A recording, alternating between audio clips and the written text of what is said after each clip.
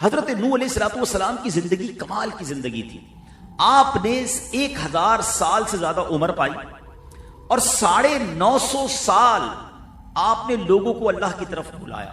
950 سال کی تبلیغ, اسٹرگل دیکھیں, اور اینڈ آف دا ڈے اس کا رزلٹ کیا آیا کہ 950 سال کی تبلیغ کے بعد اپروکسیمیٹلی کم و بیش 80 لوگ آپ پر ایمان لائے. یعنی 1 سال میں ایک بھی نہیں لایا. یعنی دوسرے لفظوں میں ہر 100 سال, ہر 10 سال بعد ایک بندہ ایمان لاتا تھا. اگر ایوریج نکالیں تو بھی اس سے کم بنتی ہے, 9 ہی بنتی ہے, تقریباً 12 سال بعد ایک بندہ بنتا ہے. یعنی اتنی اسٹرگل. اللہ کے نبی جو حق پر تھے, جن کی زبان میں تاثیر, سچی زبان, مگر لوگ ایمان نہیں لاتے تھے. اور اتنی تکلیف پہنچائی آپ کی قوم نے آپ کو کہ آپ کے بارے میں آتا ہے کہ آپ کی قوم صرف ایسا نہیں تھا ڈینائی کرتی تھی, آپ کی تحقیر کرتی, تذلیل کرتی, آپ کو برا بھلا کہتی, آپ کو ستاتی, اور اتنا ظلم کرتے تھے آپ پر کہ آپ کو اتنا مارا جاتا تھا کہ کئی بار تو کپڑوں میں لپیٹ کر جب مارتے تھے تو انہیں یہ گمان ہوتا کہ حضرت کا انتقال ہو گیا, یہ دنیا سے چلے گئے, پھر چھوڑ کے جاتے تھے. اتنا مارا حضرت نوح علیہ السلام کو, آپ کا گلا گھونٹتے, آپ بے ہوش ہو جاتے, آپ کا دم گھٹنے لگتا تھا. لیکن اس کے باوجود بھی آپ کی زبان پر ایک ہی دعا تھی, اے اللہ تو میری قوم کو بخش دے اور ہدایت عطا فرما, کیونکہ یہ مجھے نہیں جانتے. یہ ہیں اللہ کے انبیاء. تکلیف پر, پریشانی پر بھی تکلیف دینے والوں کے لیے دعائیں ہیں. یعنی ایسی بدبخت قوم تھی کہ جب بوڑھے ہو جاتے تھے نا تو اپنے بچوں کو نصیحت کرتے تھے کہ ان کی بات نہیں سننی ہے, ان کی بات نہیں ماننی ہے. نصیحت پر نسل در نسل نافرمانی ہوتی رہی. آپ تھکے نہیں, آپ کوشش کرتے رہے. اللہ اکبر. جب اللہ تبارک و تعالیٰ نے وحی نازل فرما دی, اللہ نے فرما دیا کہ اے نوح جتنے ایمان لے آئے اب باقی ایمان نہیں لائیں گے. That's it. جتنے لانے تھے وہ لے آئے. اب جب یہ کنفرمیشن بارگاہ خداوندی سے ہو گئی تو آپ نے دعا کر دی کہ یا اللہ اب باقی قوم کو ہلاک کر دے. اب تھک گئے نا, بہت زیادہ ستایا, 950 سال اللہ سے دعا فرمائی. اللہ تبارک و تعالیٰ نے اب حکم دیا کہ اے نوح کشتی بناؤ. اچھا, بڑی کمال کی بات آپ کو بتاؤں. کچھ اگر آپ جو بچے سائنس وغیرہ پڑھتے ہیں, جیوگرافی پڑھتے ہیں, دنیا کے کئی ملک ہوتے ہیں جو لینڈ لاک کنٹریز کہلاتے ہیں, جہاں سمندر نہیں ہوتا ہے. ٹھیک ہے, پاکستان میں سمندر ہے, افغانستان میں نہیں ہے. افغانستان کا جتنا سامان ہے وہ پاکستان آتا ہے. شاید بہت سالوں کو آج سمجھ آئے گا یہ افغان ٹرانزٹ کیا ہے. پرابلم یہ ہے کہ جس ملک میں سمندر نہیں ہوتا تو اس کے برابر والے ملک میں, اس کے قریبی ملک میں سامان اس کا منگوایا جاتا ہے اور پھر وہ ملک ٹیکس دے کر اس ملک سے بائی روڈ منگواتا ہے. لینڈ لاک کنٹریز میں کشتیوں کی ضرورت نہیں ہوتی. لینڈ لاک کنٹریز میں نیوی بھی نہیں ہوتی. یہ بھی مان لو, سمجھ لو. جب پانی ہی نہیں ہے تو نیوی کا کیا کرنا ہے؟ وہاں پھر آرمی ہوتی ہے, ایئر فورس ضرور ہوتی ہے, وہاں نیوی نہیں ہوتی. حضرت نوح علیہ السلام جس ملک میں رہتے تھے وہ لینڈ لاک کنٹری تھی. اب جب آپ کشتی بنانے لگے تو لوگ ان کا پھر مذاق اڑانے لگے کہ پانی ہے نہیں, کشتی چلے گی کس پر؟ اے نوح تمہیں کیا ہو گیا؟ معاذ اللہ. ان کے طنزیہ جملے کیا تھے؟ پہلے تم نبی ہونے کا دعویٰ کرتے تھے, اب تو بڑھئی بھی ہو گئے ہو, کارپینٹر بن گئے ہو. معاذ اللہ. آپ نے ساگوان کے پہلے درخت اگائے, 20 سال لگے ان درختوں کو بڑا ہونے میں. اس کے بعد ان درختوں سے جو لکڑی نکلی آپ نے اس سے کشتی بنانا شروع کی. اور حکم یہ ہوا تھا کہ تمام جانوروں, تمام پرندوں, حشرات الارض بھی جتنے ہیں, جو بھی مخلوق ہے دنیا کی, سب کا ایک ایک جوڑا کشتی میں سوار کرنا تھا. تو آپ نے 3 فلور کی کشتی بنائی. یہ ساری باتیں دیکھیں میں بیان کر رہا ہوں, میں نے دیکھا سارے لوگ بڑے انٹرسٹنگ ہو کے سن رہے ہیں. میں یہی تو بتانا چاہ رہا ہوں کہ قرآن میں اتنے انٹرسٹنگ واقعات ہیں, دنیا بھر کی سٹوری, دنیا بھر کے ڈرامے, پتہ نہیں ناول, ڈائجسٹ لگے رہتے ہیں لوگ اس میں. میرے رب کا کلام پڑھو نا, جہاں ایسی شاندار امیزنگ سٹوریز موجود ہیں. بچے کو سنائیں, بچے کی آنکھیں کھلی کی کھلی رہ جائیں گی, اور ثواب کا ثواب بھی ہے. قرآن کا واقعہ ہے نا, اللہ کے نبی کی باتیں ہو رہی ہیں. اب سنو, 3 سٹوری شپ بنائی گئی اور اس میں لوگ مذاق اڑاتے تھے, کہتے ہیں تمہاری عقل کو کیا ہو گیا, اے نوح تم جنگل میں کشتی بنا رہے ہو. حضرت نوح نے بڑا کمال کا جواب دیا, جتنا ہنسنا ہے ہنس لو, ایک وقت آئے گا جب ہم تم پر ہنسیں گے. جب تم پر عذاب آئے گا پھر جس طرح تم ہم پر ہنستے ہو ہم تم پر ہنسیں گے. بہرحال آپ نے 3 سٹوری جو ہے وہ کشتی بنائی. تقریباً 2 سال مزید لگے. پہلے تو درخت اگانے میں ٹائم لگا, لکڑی جنریٹ کرنے میں ٹائم لگا, اس کے بعد اس کشتی کو بنایا گیا. اس کے بعد آپ نے اللہ تبارک و تعالیٰ کی طرف سے یہ حکم ہوا تھا کہ اے نوح جب پانی کا ایک تنور تھا، ٹھیک، نشانی یہ بتائی تھی کہ جب اس پانی کے تنور سے پانی نکلنا شروع ہو جائے نا تو سمجھ لینا کہ طوفان آنے والا ہے۔ اچھا کمال یہ تھا، ایک اور سوال ہے، طوفان نوح تو ہم نے سنا ہے، طوفان تو سمندر سے آتا ہے، ادھر تو سمندر تھا ہی نہیں، پھر پانی کہاں سے آیا؟ ہاں یہ بھی اللہ نے اپنی قدرت کا نظارہ دکھایا، ان اللہ علی کل شیء قدیر، میرا رب چاہے تو بغیر سمندر والی جگہ پر بھی کیسے پانی لا سکتا ہے، کیسے طوفان آ سکتا ہے، اور وہ طوفان جو تاریخ میں اس کے بعد کبھی نہیں آیا۔ اب ہوا کیا وہ میں آگے بتاتا ہوں۔ حضرت نوح علیہ السلام نے دیکھا کہ اسی روٹی بنانے والے تنور سے پانی ابلنا شروع ہو گیا۔ یہ میسج تھا، یہ اشارہ تھا کہ جناب اب جناب سیلاب طوفان آنے والا ہے، کشتی میں سوار ہونے کا وقت ہو گیا۔ حضرت نوح علیہ السلام نے تمام چرندوں پرندوں اور قسم قسم کے حشرات الارض کا ایک نر اور ایک مادہ جوڑا جو ہے وہ کشتی میں آپ نے سوار کرنا شروع کیا۔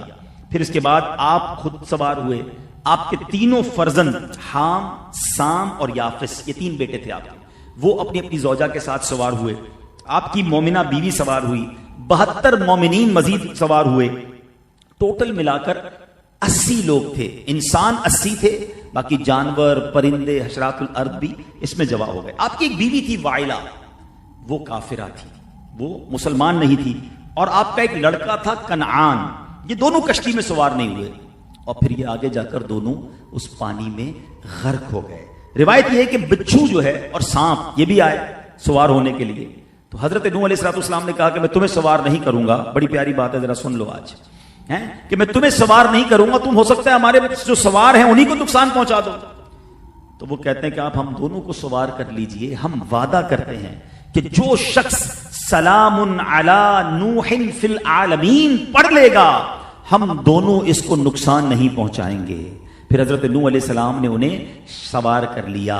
تو آج میرے بچوں، نوجوانوں، میری پردے میں رہ کر سننے والی اسلامی بہنوں، یہ قرآنی وظیفہ یاد کر لو، جب بھی کسی ایسی جگہ جانا ہو جہاں سانپ بچھو، بارش کے دنوں میں اس طرح کیڑے نکل آتے ہیں، گاؤں میں جا رہے ہیں، ٹریول پر جا رہے ہیں، پہاڑی علاقوں میں جا رہے ہیں، بڑا پیارا وظیفہ ہے، قرآنی وظیفہ ہے، میں پڑھتا ہوں، اس کو دوہرا لیں، سلام علی نوح فی العالمین، سلام علی نوح، پڑھیں، علی نوح فی العالمین، سلام علی نوح فی العالمین، سلام علی نوح فی العالمین۔ اس کو یاد کر لیں، اس کو چاہیں تو موبائل میں نوٹ کر لیں اور یہ پڑھتے رہا کریں، انشاءاللہ سانپ اور بچھو کا اسے کوئی ضرر نقصان نہیں پہنچے گا جو بندہ یہ پڑھ لے گا۔ اب جناب جب یہ پانی ہوا کیا، اتنا پانی کیسے آ گیا کہ پوری دنیا، صرف وہ ملک غرق نہیں ہوا، پوری دنیا میں 80 لوگوں کے علاوہ کوئی بھی باقی نہ بچا، all around the world، ساری دنیا اس پانی میں ڈوب گئی۔ تو یہ پانی آیا کدھر سے؟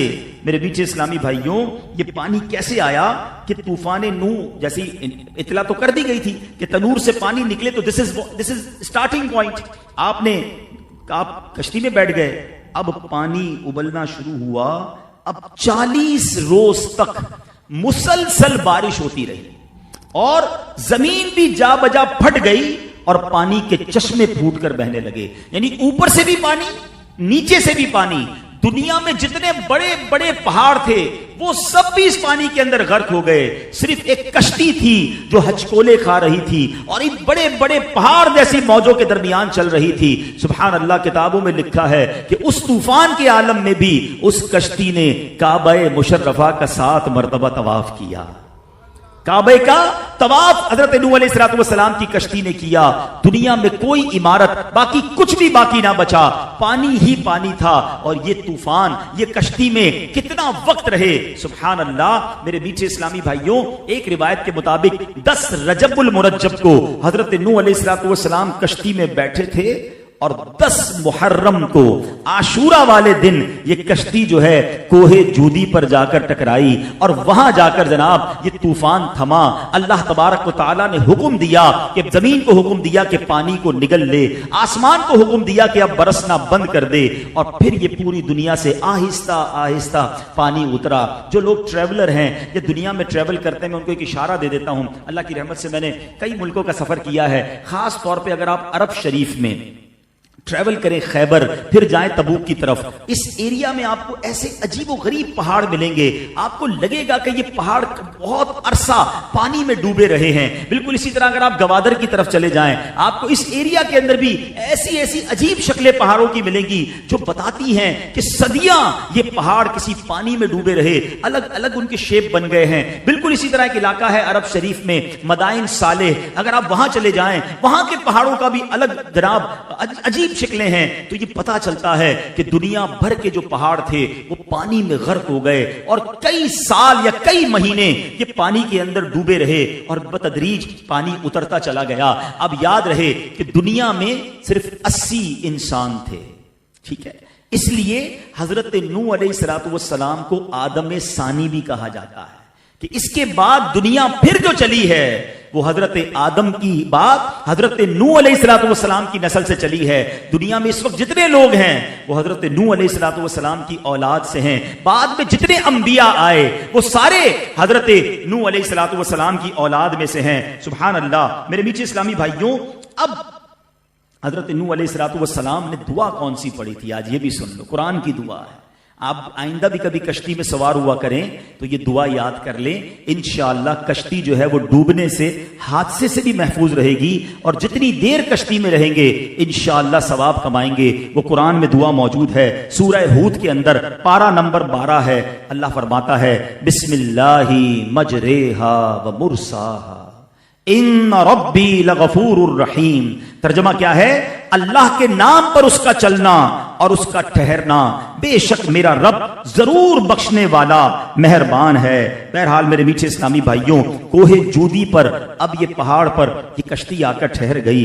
حضرت نوح علیہ السلام کا ایک بیٹا بھی تھا، جیسا میں نے شروع میں بتایا، اس کا نام کنعان تھا۔ وہ صدق کے دل سے ایمان نہیں لایا تھا، وہ منافق تھا، وہ اپنے کفر کو چھپائے رکھتا تھا۔ حضرت نوح علیہ السلام نے طوفان نوح کے وقت کہا میرے بیٹے کشتی میں آ جاؤ، وہ کہتا نہیں، میں بارش اور اس پانی سے پہاڑ کی اوٹ لے لوں گا، پہاڑ کے ذریعے بچ جاؤں گا، مگر پہاڑ کی پناہ نہ ملی اور وہ بڑی موج آئی اور اس میں جا کر وہ غرق ہو گیا۔ آج تو گوگل کا زمانہ ہے نا، انٹرنیٹ کا زمانہ ہے، سرچ کر لیتے ہیں بھائی فلاں جگہ پر کلائمیٹ کیسا ہے، ویدر کیسا ہے، وہاں حالات کیسے ہیں، جائیں نہ جائیں۔ حضرت نوح علیہ السلام اور یوں سمجھو ساری دنیا میں جتنے لوگ تھے سب ایک پہاڑ پر تھے، اب پوری دنیا میں کیا حال ہے؟ تو حدیث پاک میں حضرت نوح علیہ السلام نے روئے زمین کی خبر لانے کے لیے کسی کو بھیجنے کا ارادہ کیا، تو مرغی نے کہا میں روئے زمین کی خبر لاؤں، تو آپ نے اس کو پکڑ لیا، اس کے بازوؤں پر مہر لگا کر فرمایا کہ تجھ پر میری مہر ہے، تو پرندہ ہو کر بھی لمبی اڑان نہ بھر سکے گا۔ آپ نے دیکھا ہوگا مرغی زیادہ دور تک نہیں اڑ سکتی ہے۔ اس کے بعد کوے کو بھیجا، وہ ایک مردار کو دیکھ کر رپورٹ لانے کی بجائے مردار کو کھانے لگ گیا، واپس نہیں آیا۔ آپ نے اسے لعنت فرمائی اور بددعا دی کہ وہ ہمیشہ خوف میں مبتلا رہے گا، تو چنانچہ کوے کو حل و حرم کہیں بھی پناہ نہیں ہے، کوا جدھر بھی جاتا ہے خوف میں ہوتا ہے، لوگوں سے بغارے ہوتے ہیں۔ پھر کبوتر کو بھیجا، وہ زمین پر اترا نہیں بلکہ ملک سبا سے زیتون کی ایک پتی چونچ میں لے کر آ گیا، تو آپ نے فرمایا تم زمین پر اترے نہیں، جاؤ دوبارہ خبر لے کر آؤ۔ تو وہ کبوتر دوبارہ روانہ ہوا اور مکہ مکرمہ میں حرم کعبہ کی زمین پر اترا اور دیکھ لیا کہ پانی جو ہے وہ حرم کی زمین سے اتر گیا ہے اور سرخ مٹی ظاہر ہو گئی ہے۔ کبوتر کے دونوں پاؤں جو تھے وہ سرخ مٹی سے رنگین ہو گئے تھے۔ اسی حالت میں وہ حضرت نوح علیہ السلام کے پاس واپس آ گیا اور عرض کیا اے خدا کے پیغمبر، آپ میرے گلے میں ایک خوبصورت ہار توق عطا فرمائیے اور میرے پاؤں میں سرخ خضاب مرحمت فرمائیے اور مجھے زمین حرم میں سکونت اختیار دے دیجئے، مجھے حرم کی چوکیداری اور وہاں کی خدمت دے دیجئے۔ سبحان اللہ۔ حضرت نوح علیہ السلام نے اس کے سر پر ہاتھ پھیرا، دعا فرمائی۔ آپ دیکھتے ہیں کبوتر کے گلے میں ایک ہار بھی نظر آتا ہے، اس کے پیر سرخ ہیں اور مکے مدینے میں آپ کو بہت سارے کبوتر نظر آتے ہیں۔ یہ حضرت نوح علیہ السلام کی دعا تھی کہ اس نے اللہ کے نبی کا حکم مانا، اللہ کے نبی کی دعا سے کبوتر کو یہ شرف مل گیا۔